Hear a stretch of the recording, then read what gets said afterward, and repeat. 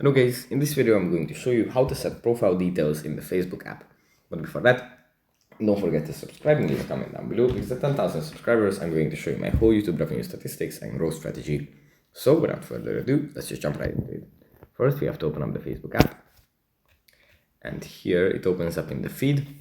From here we just go into the top right corner, tap on the three lines, then tap on the cog, and then if we scroll down under audience and visibility, we find profile details. And here we have multiple things to set. We can add our workplace or work experience.